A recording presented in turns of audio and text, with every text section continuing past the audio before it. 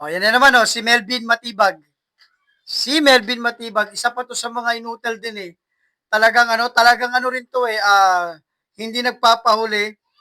Sabi niya, bubuo daw sila ng task force para imbestigahan umano ang anomalyang ang maanomalya sa SEA Games noong 2019.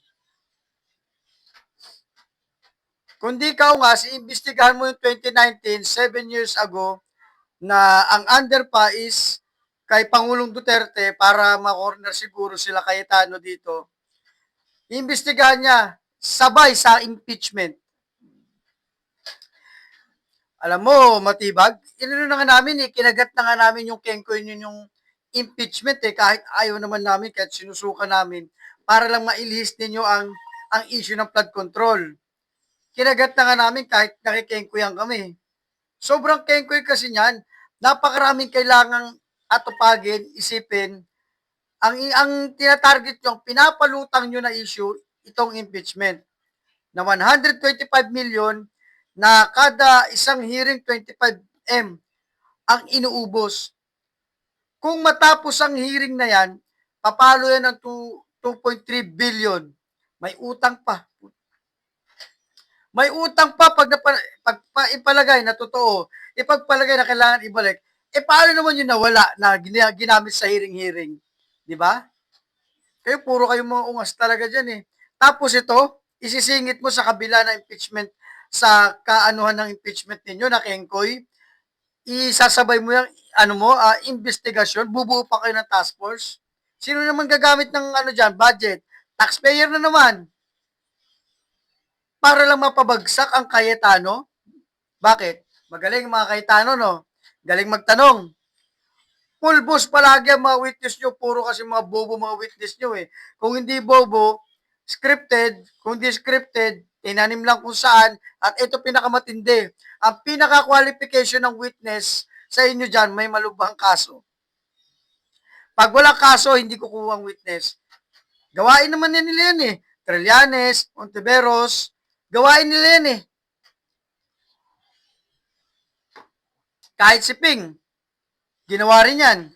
Yung pinaturo yung diskaya, tapos may dalawang babaeng witness ko na naka sombrero, naka cap, naka shades, naka face mask. Hindi nga makilala ng tao eh.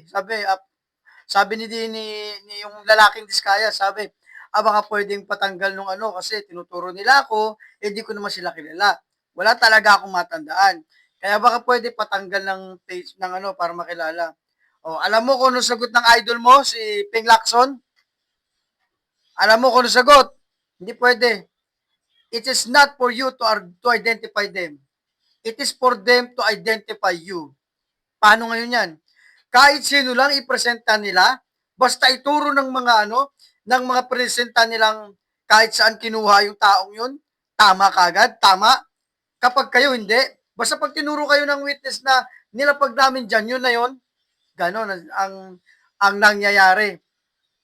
Tapos ikaw, imbestigahan mo yung SEA Games, para 2019 pa yan, napakatagal na yan Kumpara sa mga pinagnanakaw ng mga kalyado mo dyan, bumaba ang ng NBI dahil sa taong ito. Lahat kasi sangkot na eh. Paano mo nga naman ang AFP, ang karamihan sa pulis, tapos NBI, DILG, lahat na Senado, congressman, puro kengkoy nga lahat ng nasa na nasa prosecution at saka mga yung nag-file ng case impeachment. Puro mga kengkoy pinagtatawanan na kayo ng mga tao tapos kung isisingit mo to out of the blue kasi nag-ano ang impeachment para masira ang Cayetano. Bakit? Na-pressure ba yung witness nyo? Hindi kinaya? Tangina puro typo. 2 beses typo. Tapos nalaman ko napakarami palang kaso nun. Pati nung isang ipresenta nila, pati yung Madriaga. Puro may mga kaso. Kasi yan ang kinukuha ninyo Kapag ordinaryong tao, hindi papayag kasi hindi nila kaya ng konsensya nila na idiin ang isang tao kasi nga naman, hindi kaya ng konsensya, hindi naman totoo Ang kukunin nyo, kung hindi na sa bilibid, kung hindi na sa mag-isa na lang sa buhay, yung wala ng patutunguhan, yun yung kinukuha niyo eh. O kaya yung ano, yung may malubhang kaso na parang kung may death penalty, yung ano niya, yung sentensya. Yung may sentensyang 100 years sa prison, yan ang kinakausap nila. Para wala ka nang mawawala sa iyo eh. Idiin mo na idiin na isang tao, wala nang mawawala sa iyo eh. Yan ang kinukuha nila. Ayan, tignan mo. Iimbestigahan mo kuno. Tapos ano sunod niyan? Sunod yan, maglalagay na naman kayo ng kung ano-anong witness dyan. Tapos maglalagay na naman kayo ng kung ano-anong ebidensya dyan. Tapos maglalagay kayo ng mga dokumento kuno para masira. Kahit target nyo dyan eh. Kasi di nyo nagustuhan yung pagtatanong ni Cayetano kasi maka-brain ni Alan. Kaya dapat maalis yan tulad ni Marcoleta. Gagawa kayo ng mga ano dyan, ng mga kung ano-anong ebidensya, kung ano-anong witness. Tapos ayun na, makukonvict si Cayetano. Grabe, ang lala ninyo, napakalala ninyo lahat. Nagkakampi-kampi kayo lahat, na parang gusto nyo, umikot sa inyo lahat ang kahit mali, kahit murahin na kayo ng mga Pilipino, wala kayong pakiram. Magaling pa din kayo kuno. Napakagaling nyo pa rin kuno mamuno sa Pilipinas. Pasalamat ang mga Pilipino kuno dahil kayo ang mga namumuno. Kasi games, wala naman ng halos malinis ngayon na na namumuno. Talagang merong hindi man totally siya sa namumuno. Pag bumaba na kasi ang pera sa mga ganyan, doon na magkakandawalaan.